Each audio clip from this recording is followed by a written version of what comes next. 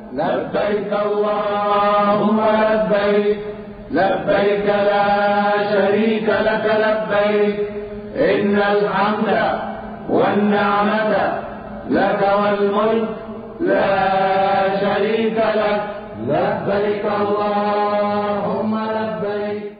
السلام علیکم ورحمۃ اللہ وبرکاتہ. نحمده ونصلی علی رسوله الکریم. اما بعد فاعوذ باللہ من الشیطان الرجیم. بسم اللہ الرحمن الرحیم. رب اشرح لی صدری ویسر لی امری واحلل عقدۃ من لسانی یفقہوا قولی. کل ہم نے طواف کے بارے میں پڑھا تھا، اور طواف کے بعد ساتھ ہی سعی کی جاتی ہے. یہ بھی حج کا رکن ہے، اس کے بغیر حج نہیں ہوتا. لیکن حج قران والے صرف ایک سعی کرتے ہیں، اور وہ یا تو جاتے ہوئے کر سکتے ہیں یا افاضہ کے ساتھ کر سکتے ہیں. قدوم کے بعد بھی کر سکتے ہیں اور افاضہ کے ساتھ بھی. سعی کی تفصیل ہم عمرے کے باب میں پڑھ چکے ہیں. حج تمتع کرنے والے طواف زیارہ کے بعد حج کی سعی کریں گے. ایک عمرے کی سعی ہوتی ہے اور ایک حج کی. یہ کون سا حج کرنے والے کریں گے؟ تمتع. اور جو حج قران کرتے ہیں وہ کیا کریں گے؟ ایک سعی کریں گے.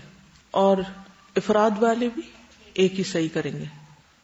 حج تمتع والے طواف زیارہ کے بعد یا طواف افاضہ کے بعد حج کی سعی کریں. اکرمہ کہتے ہیں کہ ابن عباس سے حج میں تمتع کے متعلق پوچھا گیا.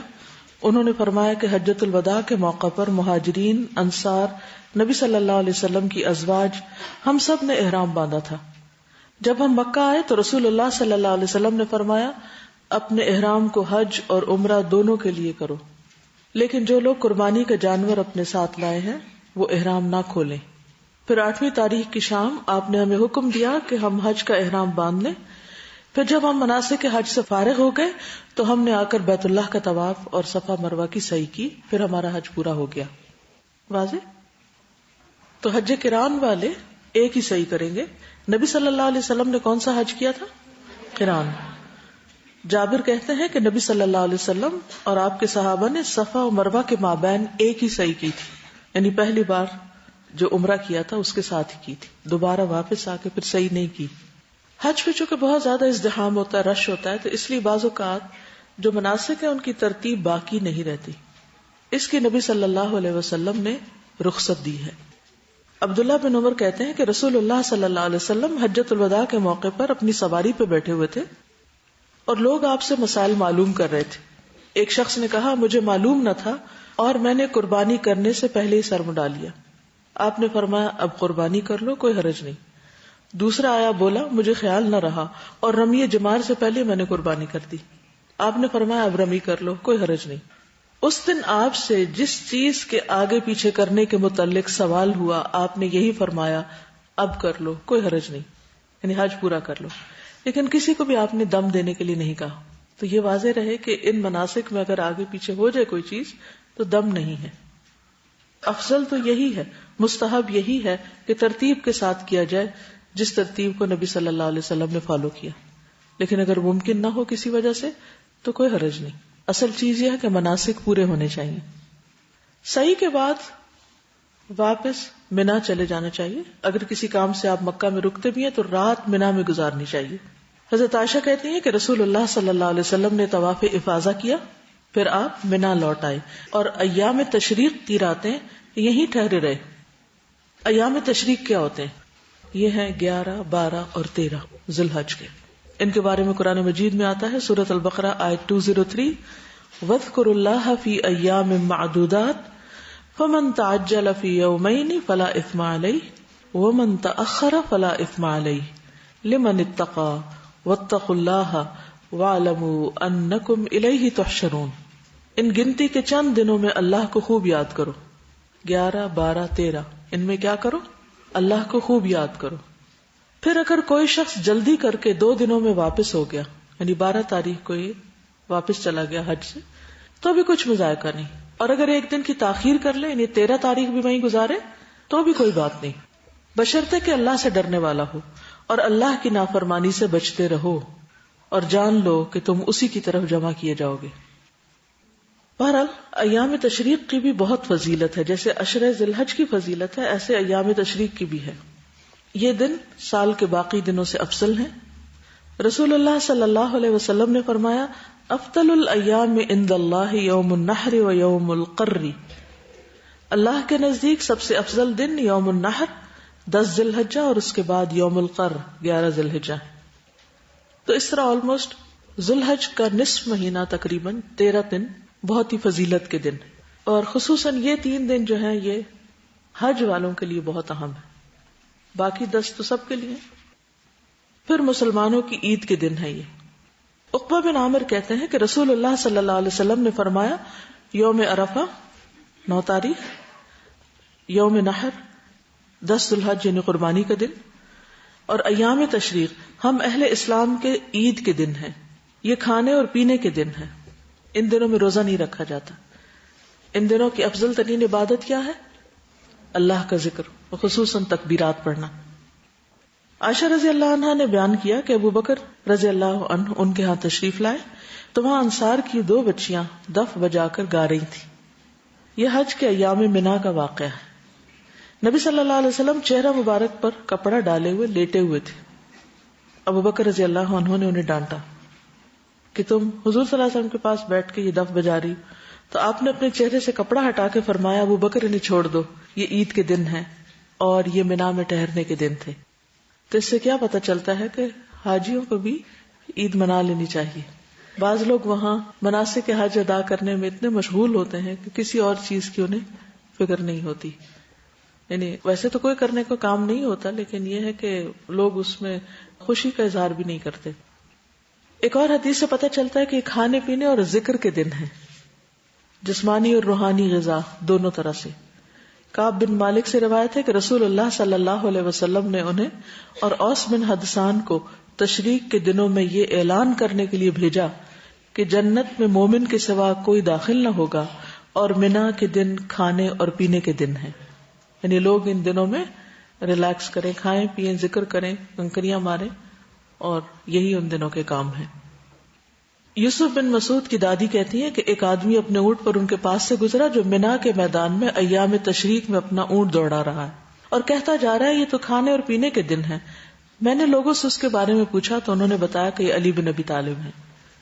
وہ لوگوں کو اونٹ پر بیٹھ کے سب کو بتا رہے تھے کہ لوگوں یہ کھانے پینے کے دن.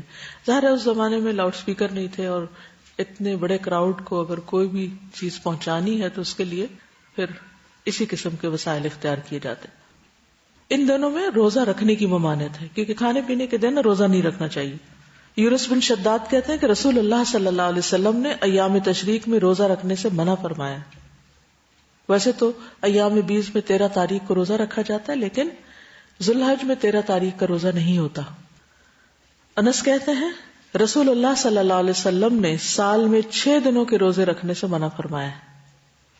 ایام تشریق کے 3 دن، عید الفطر کا دن، عید الاضحیٰ کا دن اور جمعے کے دن کو خاص کر کے روزہ رکھنا. یعنی جمعے کا دن بھی ایک طرح سے مسلمانوں کی عید کا دن ہے، اجتماع کا دن ہے، اکٹھے ہونے کا دن ہے. اگرچہ اس دن میں عبادت بھی ہے، لیکن اسلام میں کوئی بھی عبادت اس طرح نہیں کہ آپ جب عبادت کو لگے تو باقی سب کچھ بھول جائیں. یعنی کتنی حیرت کی بات ہے نا کہ اب مناسک حج ہیں اور وہاں پر کہا جا رہا ہے کہ روزہ نہیں رکھو. عرفہ کے دن آپ نے روزہ نہیں رکھا اور پھر خصوصی طور پر اعلان کروایا جا رہا ہے کہ یہ کھانے پینے کے دن ہیں. بچیاں دف بجا رہی ہیں اور عبادت، روحانیت اور جسمانی ضرورتیں ساتھ ساتھ چل رہی. یہ اعتدال قائم کرنا زیادہ مشکل ہے. ہم عام طور پر کیا کرتے ہیں، جب ایک کام کرتے تو اسی کے پیچھے لگ جاتے ہیں، دوسرے بھول جاتے ہیں، یا دوسرا کرنے لگتے تو پہلا بھول جاتے ہیں. لیکن یہاں پر آپ دیکھیے کہ دونوں چیزیں ساتھ ہیں. ابو مرہ کہتے ہیں ایک مرتبہ وہ عبداللہ بن عمرو رضی اللہ عنہ کے ساتھ ان کے والد عمرو بن العاص کے ہاں آئے. انہوں نے دونوں کے سامنے کھانا لا کر رکھا اور فرمایا کھائیے. انہوں نے کہا میں روزے سے ہوں. عمر نے فرمایا کھاؤ، ان ایام میں رسول اللہ صلی اللہ علیہ وسلم ہمیں کھانے پینے کا حکم دیتے تھے اور روزہ رکھنے سے منع فرماتے تھے. مراد ہے ایام تشریق. ایک اور روایت ہے ابو شاہسا کہتے ہیں ایک مرتبہ ایام تشریق کے کسی درمیانی دن سے مراد 12 تاریخ ہو سکتی، ہم لوگ ابن عمر کی خدمت میں حاضر ہوئے. تھوڑی دیر بعد کھانا آیا اور لوگ قریب قریب ہو گئے، نہیں سب کھانے کے لیے آگے، لیکن ان کا بیٹا ایک طرف کو ہو کے بیٹھ گیا. ابن عمر نے ان سے فرمایا آگے ہو کر کھانا کھاؤ. اس نے کہا میں روزے سے ہوں. انہوں نے فرمایا کیا تمہیں معلوم ہے کہ رسول اللہ صلی اللہ علیہ وسلم نے فرمایا کہ یہ دن کھانے پینے اور ذکر کے ہیں؟ تو اصل چیز کیا ہے پھر؟ اطاعت، فرما برداری. کوئی بھی کام اس طرح کرنا جس طرح کہا گیا ہے، اور اس میں اپنی منمانی نہ کرنا، کیونکہ یہ تقوی اور پرہیزگاری نہیں ہے. ٹھیک ہے. منا میں مسجد خیف کے قریب رہنے والے حجاج نمازیں مسجد میں ادا کریں، لیکن جو دور خیموں میں لوگ رہ رہے ہیں وہ اپنے اپنے خیمے یا اپنے اپنے قریب کی جگہ پر اکٹھے ہو کر جماعت سے نماز پڑھیں. اور اب نمازیں قصر ہوں گی. ٹھیک ہے. نبی صلی اللہ علیہ وسلم نے فرمایا مسجد خیف میں 70 انبیاء نے نماز پڑھی، ان میں موسیٰ علیہ السلام بھی شامل ہیں. وہ کیوں آئے ہوں گے یہاں؟ کیا کرنے؟ کچھ اندازہ ہے موسیٰ علیہ السلام اس علاقے میں کیوں آئے ہوں گے؟ جی حج کرنے. کیونکہ موسیٰ علیہ السلام کس کے بعد ہیں؟ ابراہیم علیہ السلام کے بعد. تو جب ابراہیم علیہ السلام نے حج کے لیے لوگوں کو پکارا تھا تو حج کا سلسلہ تو جبھی سے جاری ہو گیا تھا ابراہیم علیہ السلام کے پکارنے سے.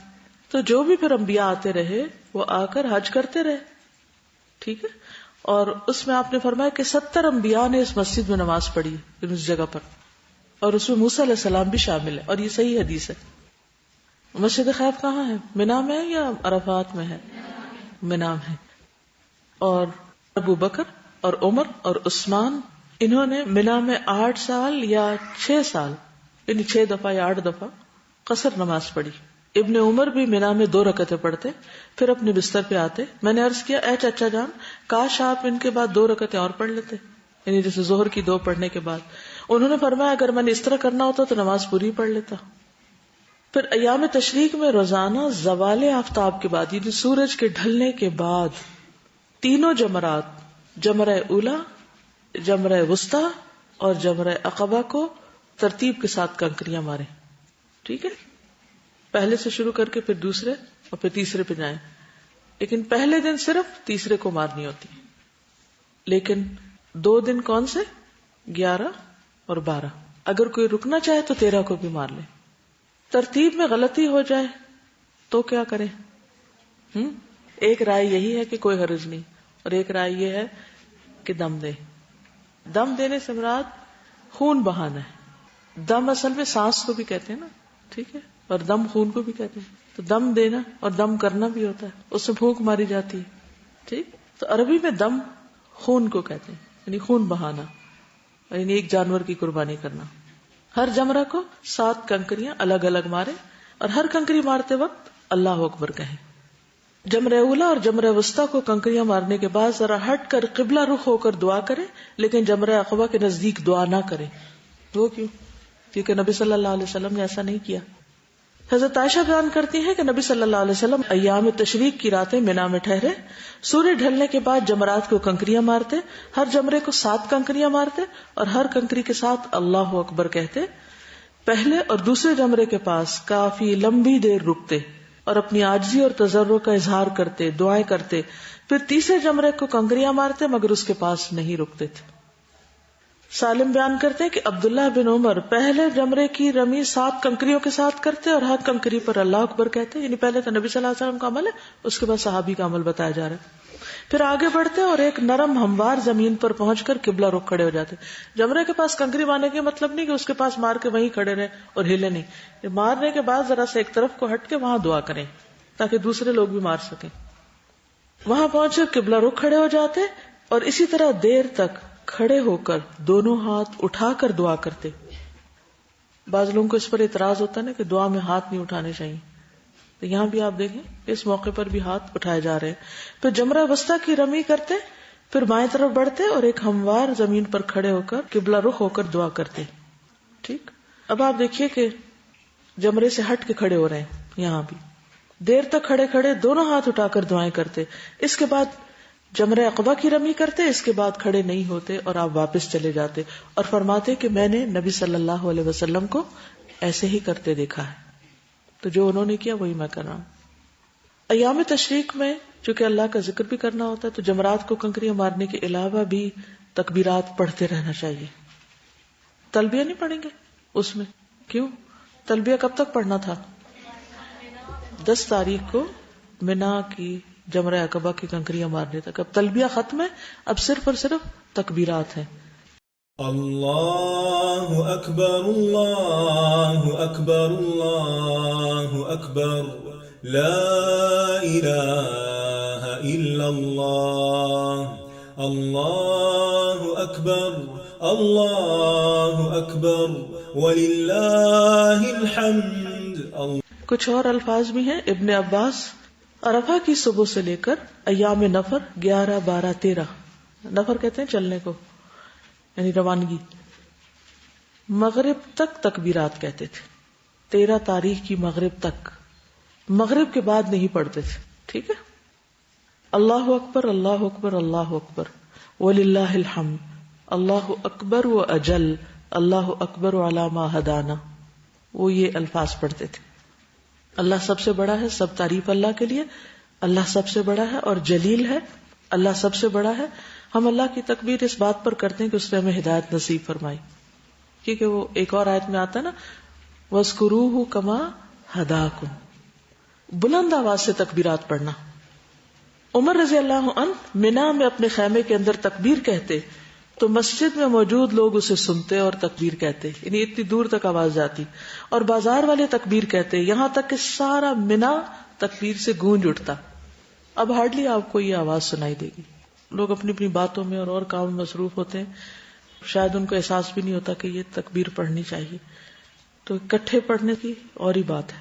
ابن عمر منا کے دنوں میں نمازوں کے بعد بستر پر، خیمے میں، راستے میں اور دن کے تمام ہی حصوں میں تکبیر کہتے. ٹھیک، کہیں بھی، بستر میں یعنی لیٹ کے، خیمے میں یعنی اپنے چھوٹے سے وہ جو رہنے کی جگہ تھی وہاں، اور راستے میں گزرتے وقت، ہر جگہ. اس کو نمازوں کے ساتھ مخصوص کرنا درست نہیں. ٹھیک ہے. صحابہ کرام کے دور میں ایسا نہیں کیا گیا، اس لیے اگر کوئی شخص صرف نمازوں کے بعد مسجد کے اندر بلند آواز سے پڑھ کے جائے گا اور اس کو سنت سمجھے گا تو یہ سنت نہیں بدعت ہوگی. یعنی صحابہ کرام نے ایسا نہیں کیا. بازاروں میں پڑھی ہے، گھروں میں پڑھی ہے، لیکن فرض نماز کے بعد مسجد میں نہیں پڑھی، کیونکہ نبی صلی اللہ علیہ وسلم نے ایسا نہیں کیا. فرض نماز کے بعد کیا پڑھنا چاہیے؟ ذکر اذکار جو نماز کے بعد پڑھے جاتے ہیں. میمونہ رضی اللہ عنہا یوم النحر 10 ذی الحجہ میں تکبیر کہتی تھی، اور عورتیں ابان بن عثمان اور عمر بن عبدالعزیز کے پیچھے مسجد میں مردوں کے ساتھ تکبیر کہا کرتی تھی. یعنی یہاں اس روایت سے یہ پتہ چلتا ہے کہ نمازوں کے بعد نہیں اور نہ فرض نمازوں کے بعد ہے، لیکن ویسے مسجد میں اگر بیٹھے ہوئے حلقے میں یا جا کر انتظار کر رہے ہیں، جیسے آپ نے دیکھا ہوگا کہ عید کے دن لوگ جب جہاں بھی عیدگاہ میں خطبہ پڑھنے کے لیے جمع ہوتے ہیں تو پھر کیا کرتے ہیں؟ تکبیرات پڑھتے رہتے ہیں. تو اس میں مرد حضرات تو عموماً پڑھتے ہیں اور عورتیں کیا کرتی رہتی ہیں؟ باتیں. تو اب آپ لوگوں نے کیا کرنا ہے؟ جب آپ کسی بھی مسجد میں کسی بھی عیدگاہ میں جائیں گے، تکبیرات جب پڑھی جا رہی ہوں مردوں کی طرف، تو آپ بھی خواتین میں پڑھنا شروع کر دیں. کسی کو کہنے کی ضرورت نہیں، جب آپ کرنے لگیں گے تو دوسرے لوگ آپ کو دیکھ کے کر لیں گے، یا ہو سکتا ہے آپ کو بھی روک دیں. منا میں قیام کے دوران کھانا پینا، تکبیرات، کنکریاں مارنا، نمازیں پڑھنا، میل ملاقات، ان سب کے علاوہ اگر ممکن ہو تو مکہ جا کر بیت اللہ کا نفلی طواف بھی کر لیں، اس کی اجازت ہے. ابن عباس سے روایت ہے کہ نبی صلی اللہ علیہ وسلم منا کے دنوں میں کعبہ کا طواف کرنے جایا کرتے تھے. ابن عباس سے روایت ہے کہ کان یزور البیت کل لیلۃ من لیالی منا، رسول اللہ صلی اللہ علیہ وسلم منا کی راتوں میں سے ہر رات کعبہ کا طواف کرنے کے لیے جایا کرتے تھے، لیکن واپس پھر منا پہنچ جاتے. ٹھیک ہے، کیونکہ یہ تینوں راتیں منا میں ہی گزارنی چاہیے.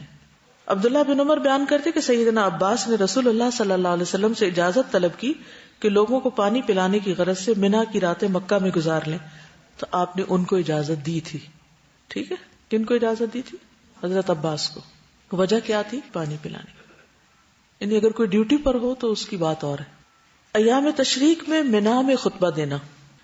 ابن ابی نجیح اپنے والد سے بیان کرتے ہیں کہ بنو بکر کے 2 آدمیوں نے بیان کیا کہ ہم نے رسول اللہ صلی اللہ علیہ وسلم کو ایام تشریق کے درمیانی دن میں خطبہ دیتے ہوئے دیکھا. ہم آپ کی سواری کے قریب ہی تھے، اور یہ رسول اللہ صلی اللہ علیہ وسلم کا وہ خطبہ تھا جو آپ نے منا میں ارشاد فرمایا. وہ خطبہ کیا تھا؟ لوگو تمہارا رب ایک ہے، اور تمہارا باپ بھی ایک ہے.